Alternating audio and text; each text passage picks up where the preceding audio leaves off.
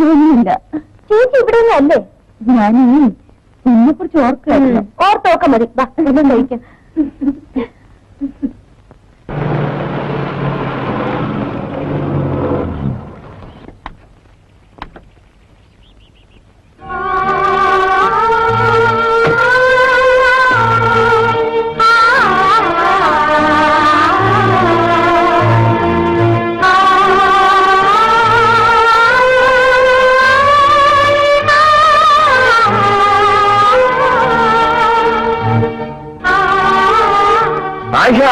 ഇതാരാണ് വന്നിരിക്കുന്നത് നോക്ക്.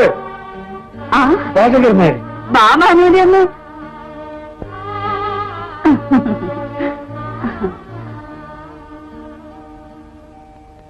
സഫി ഞാനുമായിട്ടുള്ള ജീവിതം അങ്ങനെ എന്നെ ആഗ്രഹിച്ചതാണ്. സഫിയെ നിങ്ങൾ എനിക്ക് വിവാഹം കഴിച്ചു തരികയാണെങ്കിൽ ഈ ലോകത്ത് ഏറ്റവും കൂടുതൽ സന്തോഷം അനുഭവിക്കുന്ന മനുഷ്യൻ അത് ഞാനായിരിക്കും. എങ്കിൽ മജീദിന് സഫിയെ വിവാഹം കഴിച്ചു കൊടുക്കാൻ നിശ്ചയിച്ച അതേ ദിവസം തന്നെ നിങ്ങളും സഫിയും തമ്മിലുള്ള വിവാഹം നടക്കും. തങ്ങൾ ഈ നിക്കാഹ് നടത്തി കൊടുക്കാൻ പോകരുത്. ഇനി അങ്ങനെ പോണെങ്കിൽ ഞങ്ങൾ കുറെ പേരുടെ മയ്യത്തെ ഓടിയിട്ട് പോയാൽ മതി. നമ്മൾ പോകുന്നില്ല. എന്തുബയ്ക്ക് ഹാജിയാര് വേറെ പള്ളിയുണ്ട്. സത്തീബിനെ കൊണ്ടുവന്ന് നിക്കാഹ് നടത്തിയാലോ? ഉമ്മാന്റെ വയറ്റിൽ നിന്ന് പോന്ന ഒരു കത്തീബും ഇങ്ങനൊരു കല്യാണം നടത്തി കൊടുക്കാൻ പോകത്തില്ല. പോയാല് പള്ളിയിലെ മുറ്റത്തവന്റെ ചോര പോവും.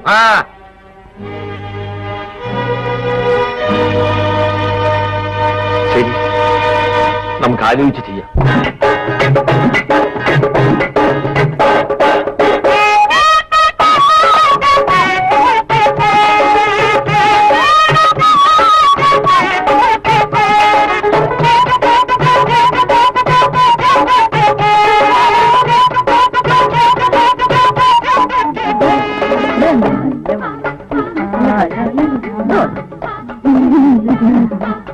അവന്റെ കാര്യമൊന്നും പറയണ്ട.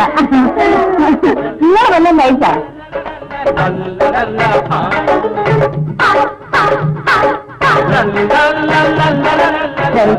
പിള്ളേരൊക്കെ അങ്ങനെയാണ്. ജോലിക്കാർക്ക് കുറച്ച് ചായ കൊടുക്കാൻ. നീ അടുക്കളയിലോട്ട് എന്ന് പറ. എടാ, നീ കൈക്കടയിൽ പോയി തുണി മേടിച്ചാ? കഴിച്ചോണ്ടിരിക്കുക, നാളെ കിട്ടും. അല്ല, സത്യത്തിനെ കണ്ടില്ലല്ലോ. എവിടെ? ഞാൻ നോക്കിട്ട് വരാം. അല്ല, സത്യത്തിന് നിക്കാൻ കഴിയുമ്പോ പുതിയാപ്പുള്ളതിന് എന്തെങ്കിലും സമ്മാനം പരമോട് മേടിച്ചു തരടേ. പോരെ ഞാൻ പോയേക്കാം, പക്ഷെ സമ്മാനം മറക്കരുത്. ചിരിച്ചാ ചിരിച്ചാ.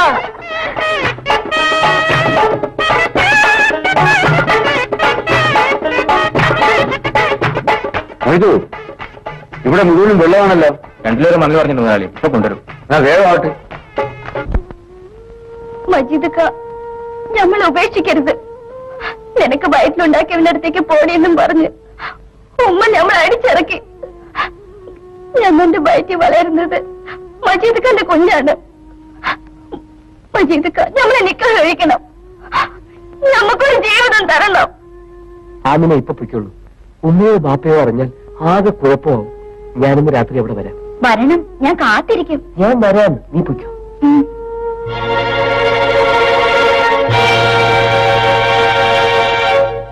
മജീദ് ഖാനെ ഇനിയും കണ്ടില്ലല്ലോ മത്തായി ചേട്ടാ.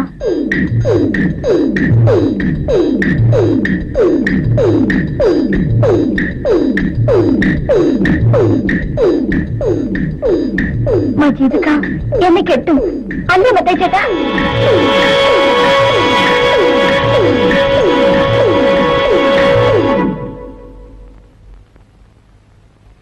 മജീദൊക്കെ വന്നില്ലേ? ഇപ്പൊ വരും. നീ അകത്ത് ഒരു കാര്യം പറയട്ടെ. എന്ത് കാര്യം? മജീദ് പറഞ്ഞു വെച്ചതാ. അകത്ത് വാ, പറയാം.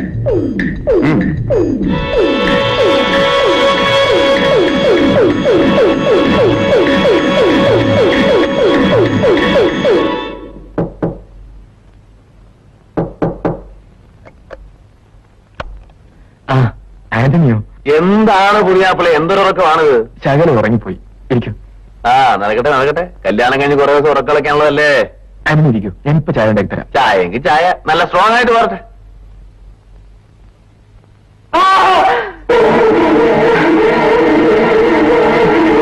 എന്താണ് എന്ത് വെച്ചു?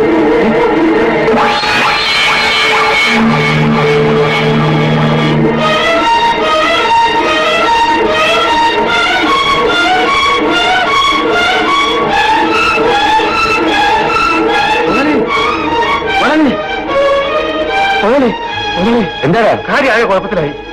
റഹീംസാറിന്റെ വീട്ടിൽ പോലീസും ബഹളവും. ആമിനെ കൊണ്ട് കെട്ടിത്തൂക്കിയിരിക്കുന്നു. ആ പെണ്ണിന് ഗർഭമുണ്ടായിരുന്നു. അതിന്റെ ആള് റഹീംസാറാണ്. റഹീംസാർ തന്നെയാണ് ആ പെണ്ണിനെ തല്ലിക്കൊണ്ട് കെട്ടിത്തൂക്കിയിരിക്കുന്ന ആൾക്കാർ പറയുന്നു. റഹീംസാറിനെ പോലീസ് കരുതുന്നു മുതലാളി.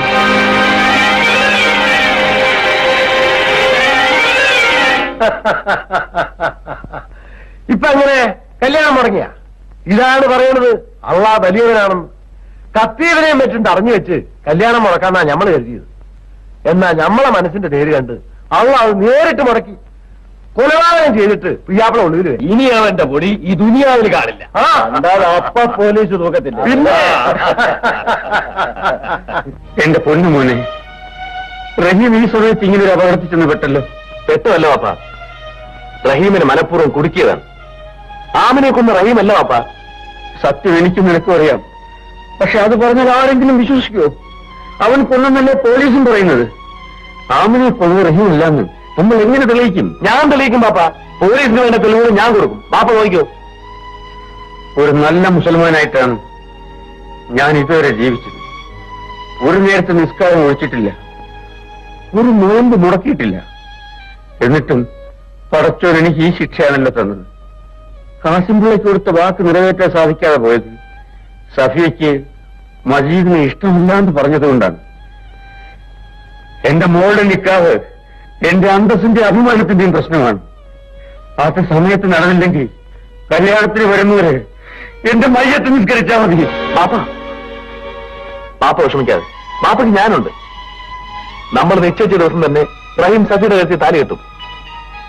അത് പാപ്പ ആ സമയത്ത് തന്നെ സഫിയുടെ വിവാഹം നടക്കും. ഞാനാണ് പറയുന്നത്. ഞാനത് നടത്തും പാപ്പ.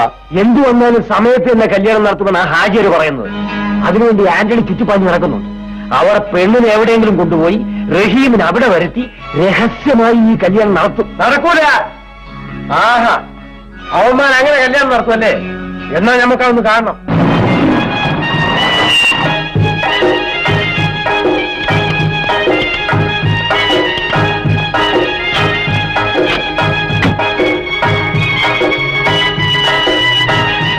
രാമോനെ,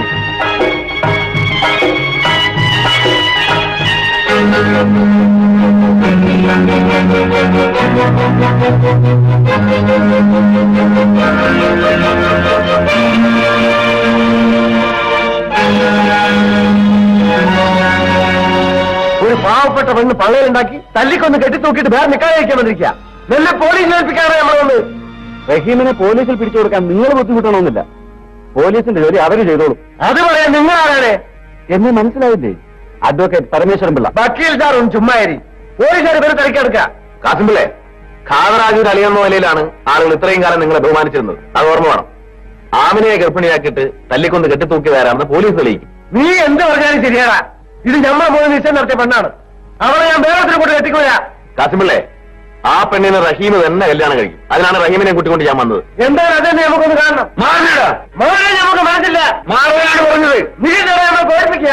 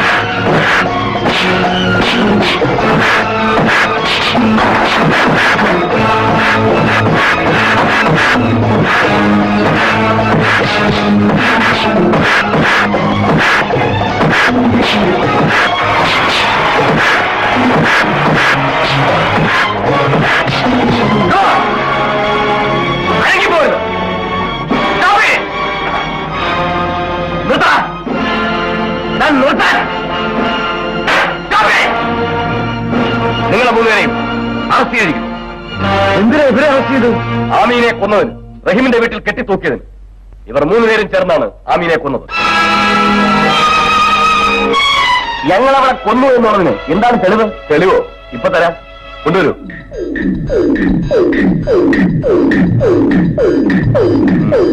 നിൽക്കടാ. ഇവൻ എല്ലാ കാര്യങ്ങളും തുറന്നു പറഞ്ഞു.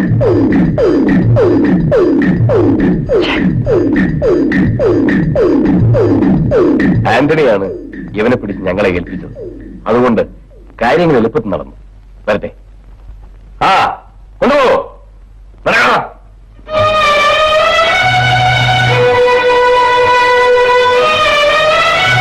അളിയ പോവാണോ? നിക്കാഹ് കഴിഞ്ഞിട്ട് പോവാം. നിങ്ങളുടെ മരുമകളുടെ നിക്കാഹിൽ ഒന്നിനെ കൈപിടിച്ചിറക്കേണ്ടത് നിങ്ങളാണ്. വാ.